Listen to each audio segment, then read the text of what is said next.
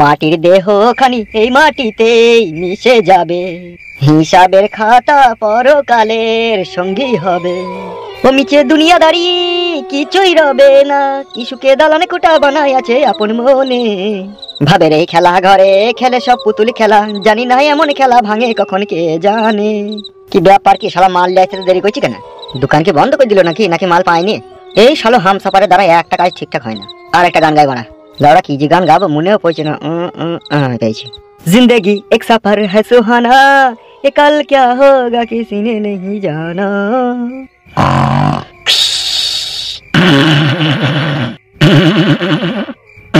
আব্বা গো আব্বা, তোমার কষ্ট আমার আর সহ্য হচ্ছে না আব্বা। কি আর করবো বাপ বল, সব এই ফেদা কপালের দোষ। নাহলে ছেলে আবার বউ মায়ের কথা শুনে বাবাকে অপমান করে তাড়িয়ে দেয় বল? ভাগ্য খারাপ বলেই তো এরকম হইলো আমার।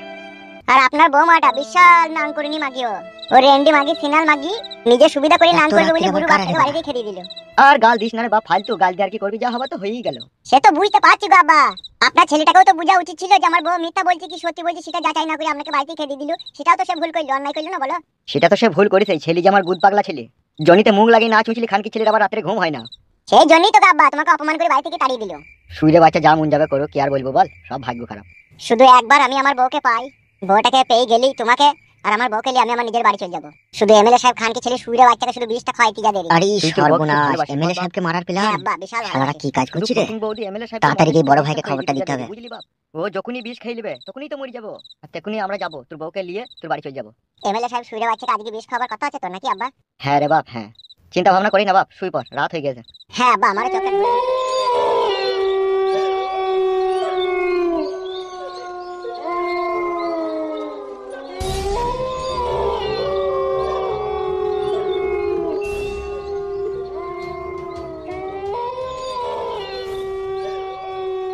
কই ফকিং বডি কি? আমি ফুটা। দাঁড়াও, কাস্টমার আছে এখন, আসতে পারো না, লাগছে ভালো আমার। হয়ে গেছে আরেকটু। উফ, ছাড়ো খানকি মাগি উফ, হয়ে গেছে। না তাড়াতাড়ি করার দরকার আছে।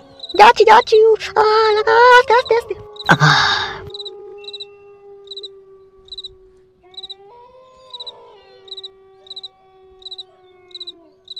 বলো কি বলবে?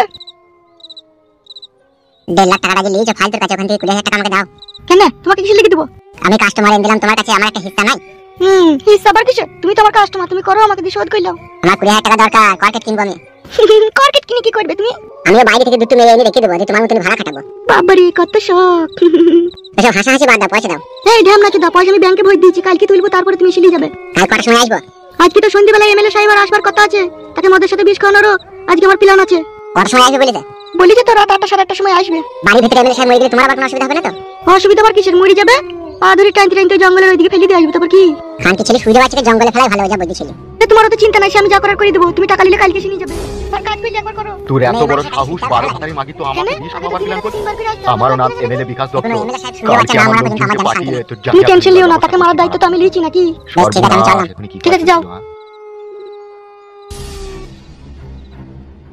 রাত তো অনেকই হইলো, এমএলএ সাহেবের তো আসবার কথা নেই কই?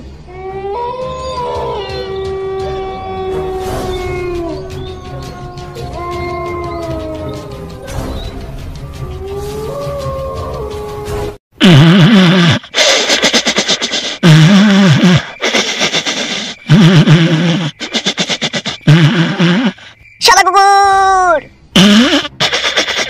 শালা কুকুর, শালা কুকুর। বে বুকাচুদা শালা হারামি। কে? উঠবে শালা, উঠবে। কে রে ওরা? কি হয়েছে কি? উঠ পালা, এমএলএ সাহেব মার্ডার হয়ে যাবে, তাড়াতাড়ি উঠ। কে মার্ডার করলে? এমএলএ সাহেব কে? এখনো কেউ মার্ডার করেনি, তবে মার্ডার করার প্ল্যান চলছে, হয়ে যাবে। এমএলএ সাহেব কোথা? এমএলএ সাহেব তো ভাড়া উত্তরপাড়ায় একটা মাগির সাথে দেখা করতে গেছে। ওইখানেই তো মার্ডার হওয়ার কথা রে চুদির ভাই, যেতে দিলি কেন? আমি কি জানি ভাড়া, ওখানে মার্ডার করবে, তা মার্ডার হয়ে গেছে দিয়ে হয় নেবে, সব প্ল্যান চলছে। কে মার্ডারটা করবে কে? এখন ওইসব কথা বলার সময় নাই। এই নিয়ে মতো ঝোলাটা ধর, আমি একবার দেখে আসি। তুই এখানে থাক, আমি যাবো আর আসবো। আমি তোর সাথে যাবো মারা। চুপ না মারা, তুই বুঝি না কেন? তুই থাক, আমি যাবো আর আসবো। যা তাতে যা। বাবারে, এমএলএ সাহেবকে মার্ডার করার লোক আছে মারা, ওই জন্যই বলে মারা বাপেরও বাপ থাকে। এমএলএ সাহেব মরে গেলে মারা আমি একাই রাজত্ব করবো। আমার নাম বড়া সাদা কুকুর। শালা এত হিম্মত আমাকে মার্ডার করার প্ল্যান করে, গুষ্টি ল্যাটা মেরে সব চারিয়ে করে। শালা আমাকে চিনে না তো জিনতে বলি ধরবার মরা বলি ছাড়বো। শালা এই অন্ধকার রাতে এখন কোথা খুঁজবা, কোন মাগের কাছে ঢুকলে গো? শালা এমএলএ বলি যা মন তাই করছি গো।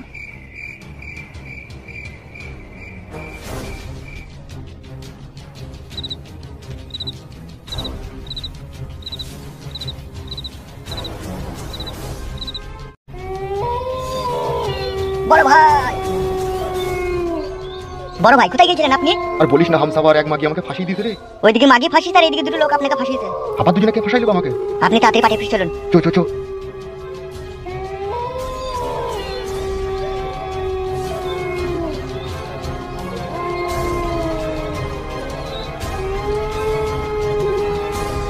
বড় ভাই আপনি নিজের কানে শুনলেন ওই মেয়েটা আপনাকে মদের সাথে বিষ পাইল করে খাই দেবে? হ্যাঁ রে, ভিতরে একজনকে বলছিল, তাকে আমি দেখতে পাইনি কো, কিন্তু আমি ওর সব কথা শুনেছি। আমাকে মারার গোপন প্ল্যান করেছে। কত বড় হিম্মত তাইলে মাগিটারা। তুই একটা কি যেন বলছিলি আমাকে কারা মারার প্ল্যান করছিল? হ্যাঁ ঠিকই বলছিলাম বড় ভাই, আমি যখন মদ নিয়ে আসছিলাম না, ঝোপের আড়ালে দুজনে গুড় গুড় ফুসফুস করে বলছিল যে এমএলএ সাহেব মরে গেলেই সব সমস্যার সমাধান মিটে যাবে। আমি এটা কানে শুনলাম। কে সে শুইরে বাচ্চারা? আমি বড় ভাই অতটা অন্ধকারে দেখতে পাইনি গো, কিন্তু কথাটা শুনতে পেয়েছি। চারিদিকে শত্রু, আমার বেঁচে থাকা কঠিন ব্যাপার তোরা তাইলে। সাদা কুকুর কি করবো তাইলে? ওই মাগিটাকে ধরলেই তো সব সত্যি কথা বেরিয়ে যাবে। কথাটা তো ঠিকই বলেছিস মারা। শত্রুকে বাঁচিয়ে রাখা কখনো উচিত নয় ভাই। আমি তো শত্রুকে বাঁচিয়ে রাখি না রে, ওকে আমি কঠিন সাজা দেবো মেয়েটাকে। রেপ করে মার্ডার করে দেবো? ঠিকই বলছে ভাই, এখন রাত 1টা বাজলে কোনো প্রমাণ থাকবে না। ঠিকই বলেছিস, রাতে রাতে কাজ সেরে দেবো। চলো বড় ভাই।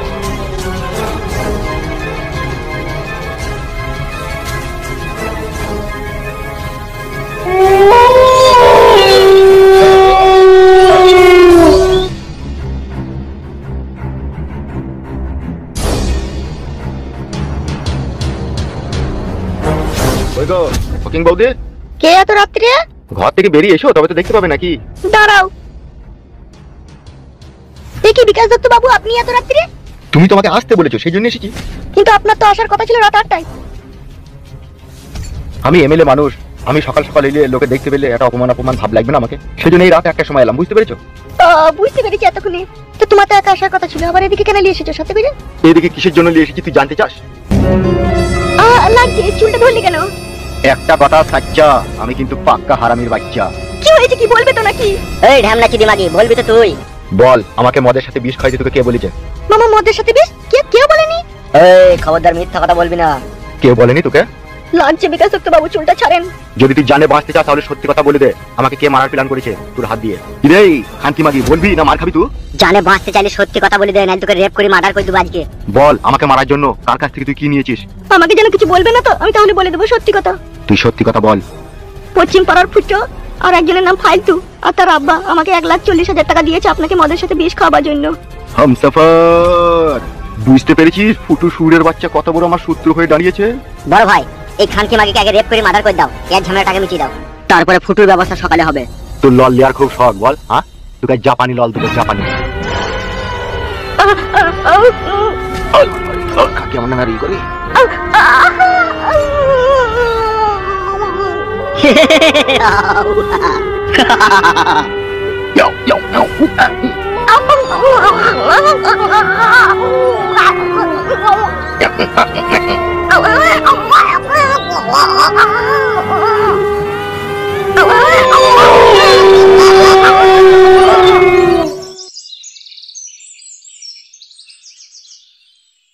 এ তো নৃশংসভাবে হত্যা করা হয়েছে মনে হয়েছে।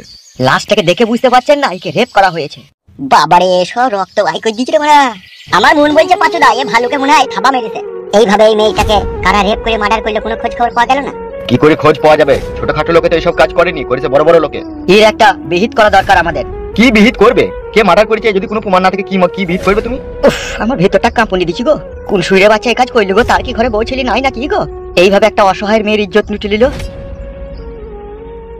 আরে সর্বনাশ, কি কাজ করেছে রে মারা? ফকিং বৌদিকে মার্ডার করে দিয়েছে রে মারা। কি ব্যাপার ফুটো, তুমি এত গভীর চিন্তা ভাবনা করছো? আমি কেন চিন্তা করবো কাকা? তোমরা সবাই দেখছো তাই আমিও দেখছি। লাস্টটা কি ব্যবস্থা করা যাবে তাহলে? মেজো কাকা পুলিশকে ফোন করেছে তো, পুলিশ আসবে কোনি। উফ, বাপরে বাপরে কষ্ট হয়েছে। এগুলো কষ্টদায়ক জিনিস। এই মার্ডারটা কে করলো মারা? কষ্টদায়ক হইলেও তো কিচ্ছু করার নাই, গরিবদের কেউ আছে? কেউ তো নাই।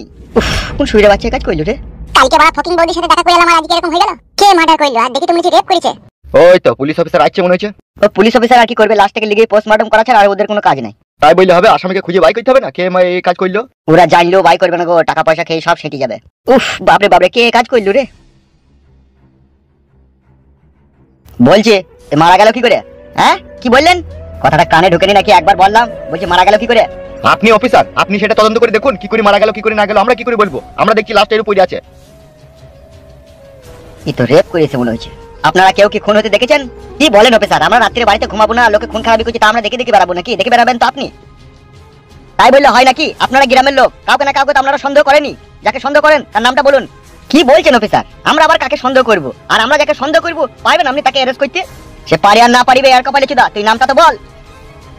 আপনি পুলিশ অফিসার, নতুন করে বুঝাবার মতো আপনাকে কিচ্ছু নাই। আপনি একটা কথা নিশ্চয়ই ভালোভাবে জানেন, এই মেয়েটাকে যে মার্ডার করেছে সে নিশ্চয়ই কোনো নামি দামি লোক। সে এটাও জানে যে আমি যদি কোনো মার্ডার করি আমার কেউ কিচ্ছু করতে পারবে না, সেই জন্যই সে এই মার্ডারটা করেছে। তাহলে আপনি এবার ভেবে দেখুন এই গ্রামে কি এমন লোক আছে যে সে মার্ডার করলে তার কেউ কিচ্ছু করতে পারবে না?